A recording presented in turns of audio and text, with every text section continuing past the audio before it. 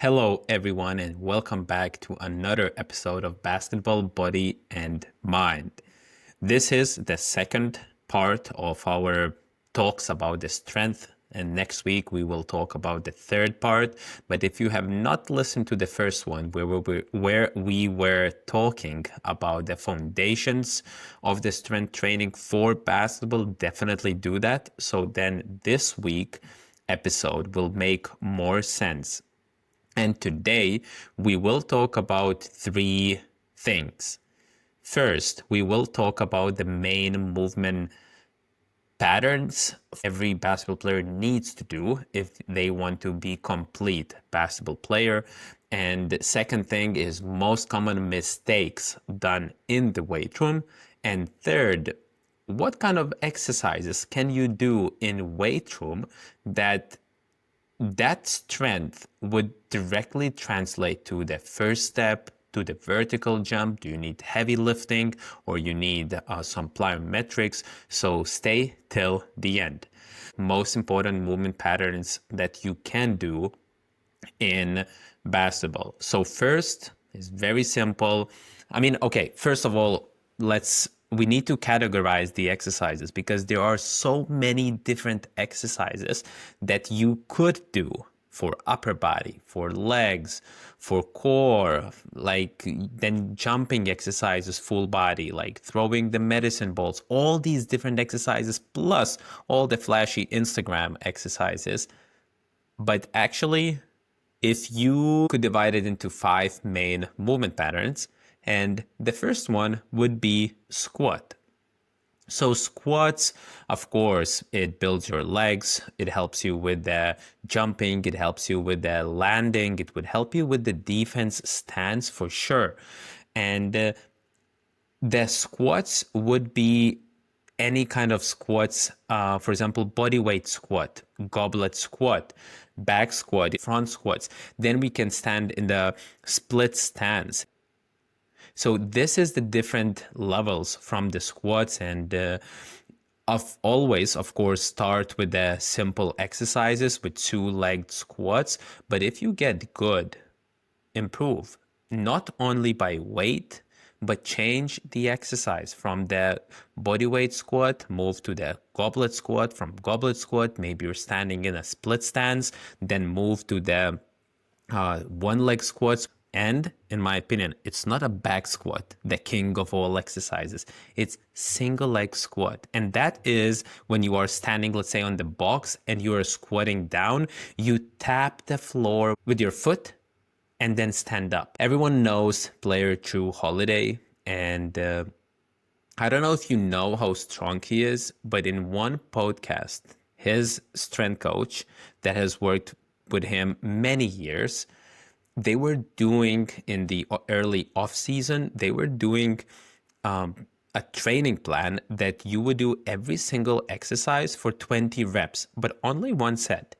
And that day they were doing Bulgarian or rear foot elevated split squat. So your back foot is put on the bench or somewhere. And what? What do you think? How much Jrue Holiday did in that rear foot elevated squats? How many kilos or pounds? So to make it short, 260 pounds, which is 120 kilos approximately, and not for one rep, not for five, not for 10, but for 20 reps. So if you are holding 15 kilos each hand in Bulgarian split squat and you feel like you are the king of the world, there is another level. But even if you do it body weight, it doesn't matter. Why? Because you still have time. The goal of this, like of everything, is to keep going forward. It's not about how heavy you can do in day one. No, it's about you just need to keep going forward. Next day you come, you take fives. Next day you come, you take 7.5. And you just build year after year after year. And that's how you build a Jrue Holiday strength. Okay, second movement pattern is hinge, or to simplify, also we can call it deadlift. But it's not only deadlift, because in this I would put also hip lift variation. So it's not only that, but let's call it deadlift. It will be easier to understand. And you need those exercise definitely for the first step, for the lateral steps. Of course, squats will help that also. But as I said, to simplify, just think about that you need to do that hinge for that deadlift for the first step. And as I said, any kind of hip lift variations, when you are putting your feet on the bench, doing it 2 legs, 1 leg, move to the single leg hip thrust, deadlift, trapbar deadlift, single leg deadlift. And the single leg deadlift, okay, we have also swings with kettlebells. But to keep it simple, if we are talking about a king of the deadlifts, in many cases, it will be the single leg deadlift exercise. But of course, it can be different exercise for a different person.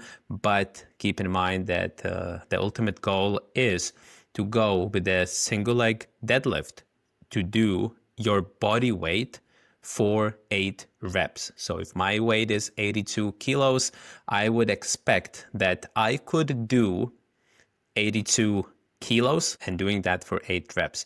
But again, going back, don't pay too much attention just to the weight itself, but think about the progression. That one time you're doing, let's say one phase you are doing just regular 2 dumbbell deadlift, and then the next phase you are moving to single leg. Then maybe you come back to the deadlift, and then you go back again to the single leg, and so on.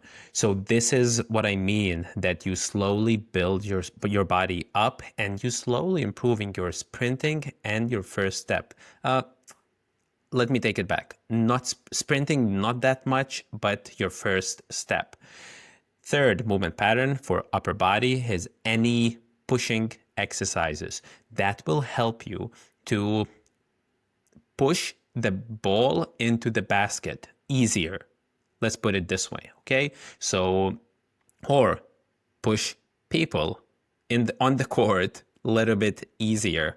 So you can put it that way also. But any kind of push-up, dumbbell bench press, barbell bench press, overhead press, all of these will be pressing exercises that you also need to include in your training program. Fourth is the pulling exercises, and that will help you. It's often neglected, especially the pull-ups and chin-ups for people, but that will give you a little bit more of the stability for your shot, meaning that your upper body will not get so tired after you, maybe in the practice you take 300, 400, 500 shots. So it can be TRX row, seated rows in the machine, single arm dumbbell row, pull up, and then weighted pull up. And if you want to be ninja level, what is strong enough, in my opinion, if you can do 1 rep with half of your body weight hanging, so extra. So in my case, I put 40 kilos vest, and I can do 1 full range of motion pull up or chin up. That would be strong enough. And last movement, as you could guess, is core. And any plank, side plank, dead bugs, all of these variations on the floor are great, and you always need to start there. But just like the other movements, what we were talking about previously, that you have to progress those exercises, moving to 1 leg stance and so on, you have to progress core exercises also. Of course, always you can keep some exercises done on the floor, but basketball is played in standing, chaotic environment. That's why some of the core exercises later will need to be in a standing position. So maybe you stand and you press the band forward, and it's called anti-rotation presses with the band. Maybe later you are doing the same exercise and your friend is pushing your body a little bit to one side, to the other, or maybe taking the band and creating perturbations to the band. So this could be also thing that you would do. But lastly, we need to involve movement of the body. So maybe you make a step, maybe you switching legs, maybe you are reacting in order to activate your core. And remember, when we want to get very specific with the core exercises, we don't need to have constant tension in the body. No, at the beginning, yes, but when we want to make it more specific, we want to make it so that it's not constant tension. So when you are doing the exercise for that second, you tighten your core, abs, you activate, and this is how you train core. So to summarize everything in this first section, if you cover these 5 movement patterns, squat, deadlift, pull, press, and core, you have your full body covered. 90%, 95% of you will be good if you just train the simplest way possible and just focusing on these exercises. The basics will give you the biggest return. Part 2, common mistakes. So mistake number 1 that I see most often is lack of consistency. Definitely, this is the most common, and all of you probably listening now, yes, I know everyone told me that, but I see this exercise on Instagram and it's super cool. I should substitute that with chin-ups, No, you have not showed up enough times to see real progress. If you will show up for 2-3 years consistently, and your chin-ups will improve from 4 to 15, you will see the real progress on the court. Not only that physically you will feel stronger, but your confidence will go up also. So consistency is definitely a mistake that I see most often is neglected. And mistake number 2 is, as I talked a little bit before, chasing the magic drill, that you think there is an exercise that you are not doing, and if you just did that exercise, you would be great. No. Listen to mistake number 1. You're lacking consistency. And if you see something cool, yeah, have it. Remember, people will not post like regular squats on Instagram or on TikTok because it doesn't bring attention. But this is what people do in the highest level. Why do you need to do something different? This is very, very like that iceberg theory that you see only the top of the iceberg on the Instagram, but 90% of the iceberg is under the water that you cannot see. So if you see LeBron James doing a fancy drill, it doesn't mean that he got to that level mostly doing that drill. He was just doing the basics. Number 3 is poor technique, and never sacrifice your form in order to do more weight. In a way, you could sacrifice a little bit of your form because that means you are pushing heavy, but the form still needs to be there. It must not look ugly when you are doing like that. Someone doing, let's say, deadlift with rounded back. If it rounds a little bit, I cannot define what little bit is, but if it rounds a little bit because you are pushing that last heavy rep, maybe it's okay. But maybe it's not. I cannot say. But if you are pushing hard, your technique will change a bit. But we need to make sure that it does not change that much that you could potentially get hurt. And last mistake is definitely neglecting recovery. And here I'm talking about sleep, hydration, nutrition, all of this. And one story that I would like to share is in one seminar that I was attending, Reggie, he's a strength coach for Maccabi Tel Aviv. He was presenting about how to improve vertical jump and what exercises do we do to work on that. And you know what he started with? He started with hydration. Why? I'm glad you asked. Why? Because around 40% of power comes from fascia, and around 70% of fascia is water. So if, in some cases, if you want to improve your vertical jump, your first step, you need to drink more water. Maybe that's the reason why you're not jumping high. Okay, you cannot improve significantly, but you got my point.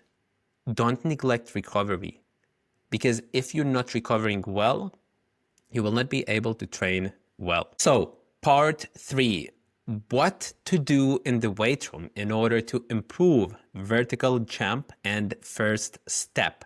So, okay, for those who are listening, very, very simple. Let's simplify it as much as possible. You think this way: heavy lifting will help you with the first step and two legs vertical jump.